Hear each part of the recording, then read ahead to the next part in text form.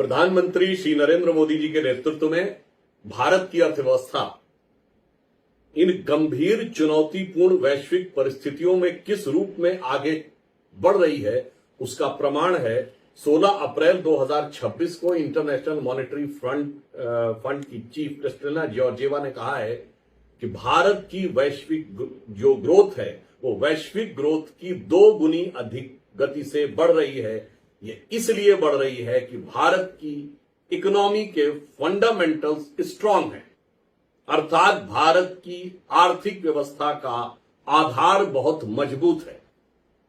परंतु राहुल गांधी जी जो कि अभी अभी अपनी विदेश यात्राओं के खर्चे के भुगतान संतुलन में बुरी तरीके से फंस गए हैं और जो विगत लंबे समय से भारत में भाषाई, क्षेत्रीय और जातिगत अराजकता उत्पन्न करने में असफल हो गए हैं, वो अब आर्थिक जगत में भ्रम और अव्यवस्था की राजनीति करते हुए नजर आ रहे हैं। मैं कांग्रेस पार्टी से पूछना चाहता हूं कि यदि भारत की अर्थव्यवस्था इतनी सुदृढ़ गति से चल रही है और विश्व के प्रमुख आर्थिक संगठन प्रधानमंत्री मोदी जी के नेतृत्व की अर्थव्यवस्था में यह सकारात्मक संकेत दे रहे हैं, परंतु कांग्रेस पार्टी विगत लंबे समय से सदैव हमारा उन पर सीधा कहना है कि भारत की आर्थिक संस्थानों पर भ्रामक प्रचार कर रही है। इन्होंने कहा था एलआईसी बर्बाद हो गई।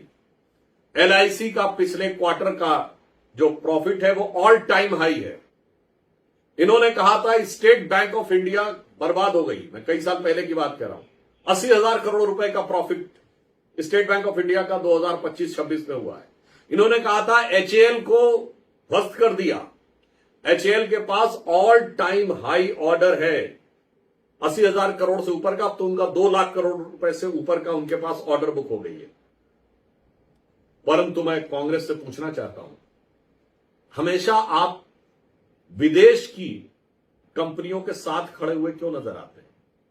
1984 में यूनियन कार्बाइड के साथ खड़े, 1988 में बोफोर्स के साथ खड़े, उसके बाद हॉवित्जर के साथ खड़े, उसके बाद अगस्ता वेस्टलैंड के साथ खड़े, उसके बाद चाहे विदेशी मीडिया संस्थान हो, बीबीसी, वॉशिंगटन पोस्ट, उनके साथ खड़े, उसके बाद ग्रेटा थनबर्ग की रिपोर्ट के साथ खड़े,